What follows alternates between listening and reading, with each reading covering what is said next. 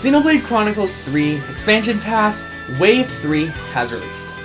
And, well, I don't think anyone was expecting them to basically make this game infinitely replayable now. With a new hero, hundreds of new accessories, and an entire new game mode, this DLC is definitely going to hold Xenoblade fans over for quite a while until Wave 4 releases.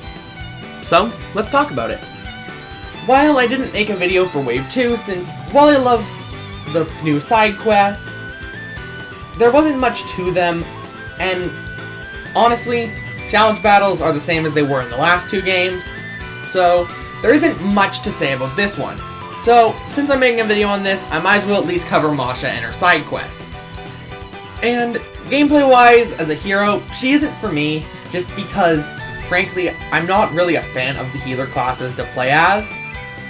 And as a hero themselves, there are a lot of healers, especially late game, that are better. In fact, some of the best heroes to have are healers, and some of the best heroes in the game I have, because I 100%ed this game at launch. So, it very much falls into, she is definitely a good hero, but she isn't useful for someone who's already beaten the game. I think she'd definitely be a useful hero for the point of the game you probably would get her at normally, assuming you get her as soon as you enter the city.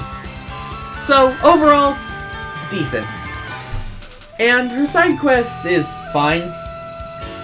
It kinda sucks that we got a side quest for a character that doesn't really have a definite focus on either of the two games, since I know side quest is heavily focused on Xenoblade 2, and frankly, I love it. It's a really fun side quest.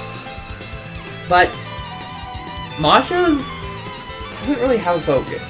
And it feels kind of weird with one of the two DLC heroes being very much focused on all the rest, and the stuff from Xenoblade 2. Also, I loved the scenes of the characters being confused about what a blade is. That was just cute. Well, the other hero isn't correlating to Xenoblade 1. I don't know. I don't think Masha as a character would, need to be changed. Aside from maybe removing her core crystal. But I honestly really wish we got a side quest focused on Xenoblade 1. I think a really cool design for a hero could have been someone who is a Hyenian. But because of how they were sent to Origin, their DNA got messed up.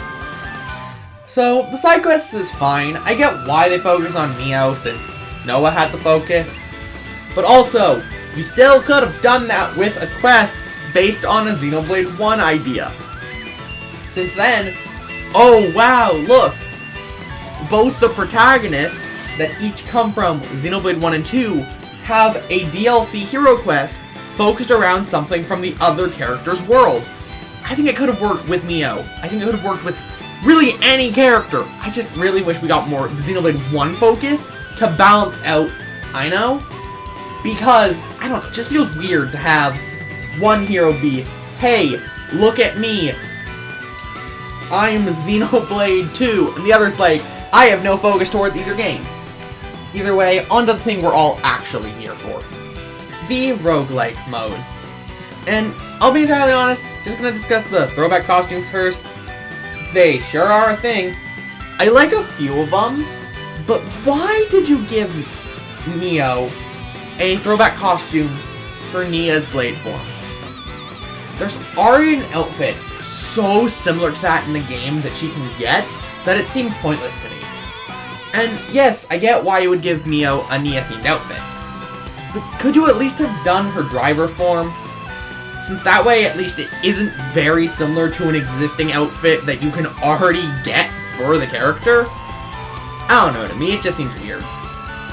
But aside from that, the mode itself is really freaking fun. I love it, it's great. Seriously, I really like it. Now, of course, it has its flaws, but due to Xenoblade 3's combat engine already being probably my favorite in the series, it has that going for it. And also, because of how chain attacks work now, and the fact your attacking is buffed, the game isn't just chain attack simulator. One of my biggest issues with Xenoblade 3's combat system, because I love it, I think it's really fun, but there is no reason to not essentially just create a build where you just get the chain attack meter and then use it, because that is the only thing that deals damage on a lot of major enemies. Specifically, certain characters and certain post-game bosses. There's no reason to not just use the chain attack, which ruins a lot of the fun of the combat one. There's no reason not to. Of course, I played on hard, so it could be better in other difficulties, but because of the actual attack buffs you get, that solves that issue, which makes the game, you know, a lot less, here you go, here's a bunch of auto-attacking into a chain attack. So it solves that issue, which I had with the original. There's a lot of customizability, and honestly, the heroes are all really good on their own, and actually all serve different purposes in the game than the characters do if you inherit their abilities. The reason I say this is because some of them act very differently as heroes. For example, the hero that gives you the Soul Hacker class. That class sucks as a hero.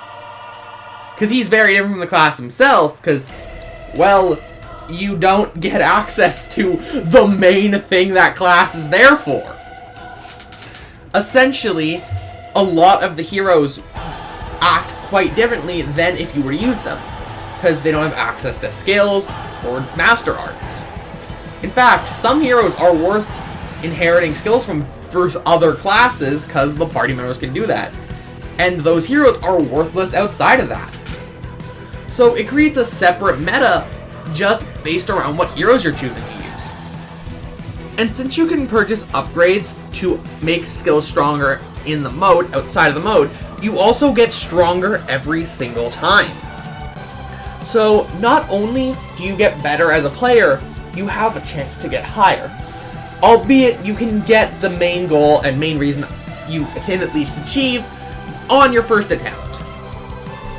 Which, the main thing you'd want to get, if you do have a clear goal, is all of the legacy costumes. So, generally, this mode is really expensive, and I'll definitely be playing Xenoblade 3 a lot more than I was prior. Because I love Xenoblade 3. The only reason I wasn't playing it more is because, well, what am I supposed to do? I kind of already 100% of the game. But now, there's a whole new dimension. Albeit, I should probably preface I am actually a fan of roguelikes and roguelites. But genuinely, this mode adds so much replayability to a game that I already adored. Like the other DLCs so far, it's 100% worth it if you're already a fan of Xenoblade 3 or the Xenoblade series. But the main reason to buy the DLC, like always, is the final wave, which I'll definitely be covering when it releases. If you enjoyed, please be sure to like and subscribe since it helps the channel out a lot. I'll see you guys in the next one.